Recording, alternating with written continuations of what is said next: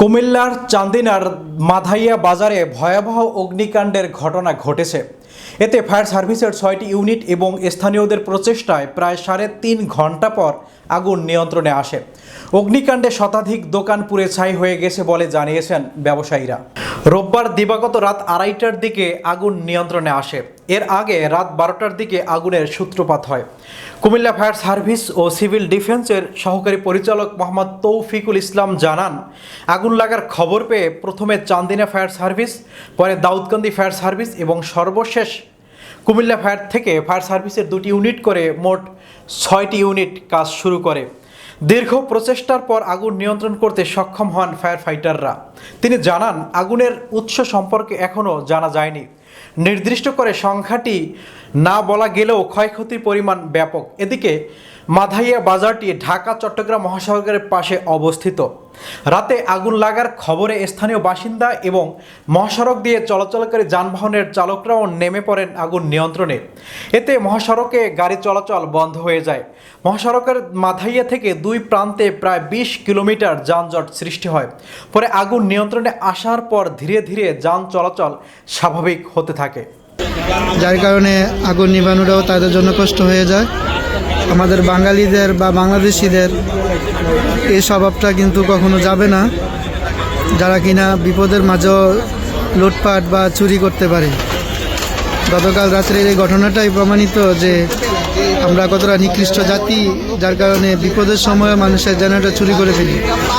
আগুন নেভানোর কাজে যে যন্ত্রাংশ আছে সেই যন্ত্রাংশের জেনারেটর চুরি করে ফেলে। বর্তমান ক্যান্সারে আক্রান্ত হচ্ছে ঢাকা হসপিটাল ভর্তি আছে, তাদেরও কিন্তু দোকান দর্শক, আমি দোকানগুলোর কথা বলবো। এই দোকান না, শুধু স্বপ্নগুলো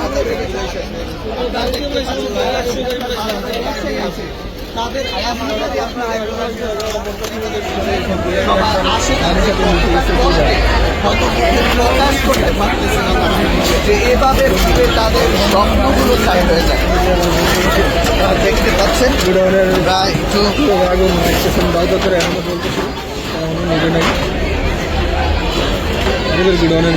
অনুভূত দোকানটা নিশ্চ করে রাখছে, তো এটি তো আর দোকান নিয়ে যেতে পারে না। দেখেন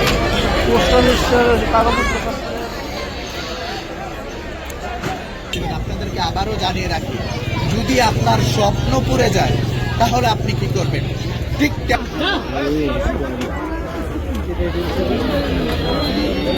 এটা কি পোস্ট অফিস আছে?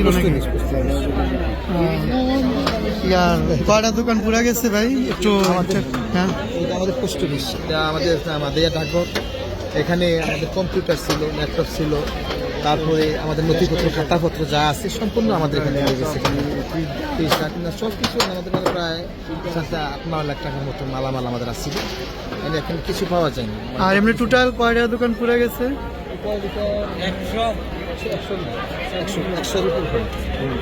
এখানে তো সবগুলা বড় বড় দোকান ছিল, দোকান ছিল, মুদিমাল ছিল, তারপরে কাপড় দোকান, এই কাপড় দোকানটা অনেক কাপড় দোকান ছিল।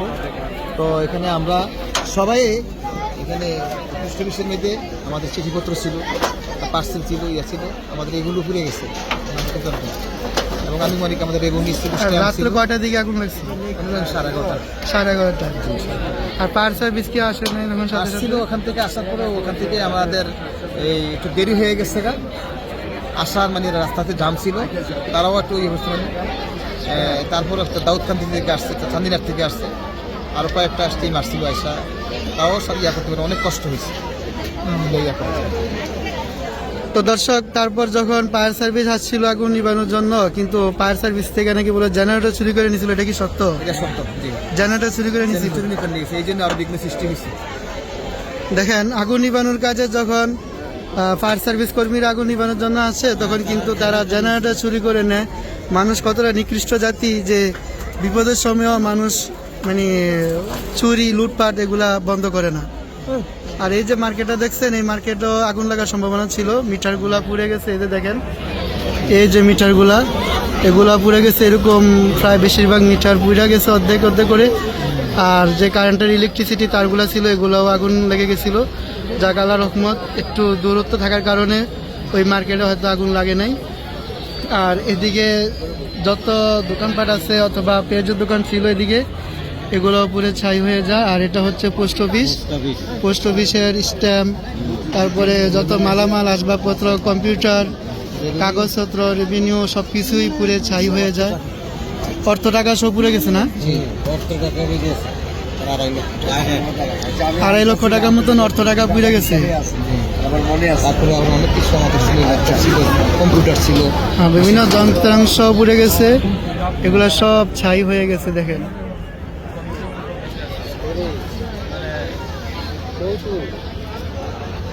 মানুষের স্বপ্ন পুরা ছাই হয়ে গেছে। মিডিয়া আসতেছে।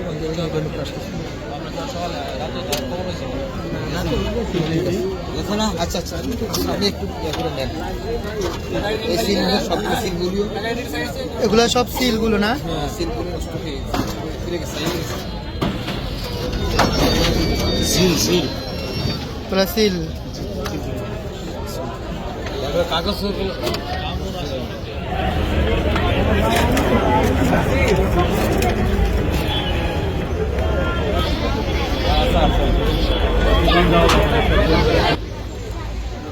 একটি দোকান পুড়ে যাওয়া মানে একটা পরিবারের জীবন শেষ হয়ে যাওয়া সমান, একটা পরিবারের জীবন পুড়ে যাওয়া সমান।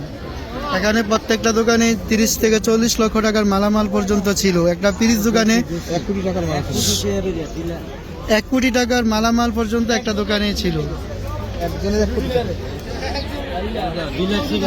Dealership Sirajul Islam dealer.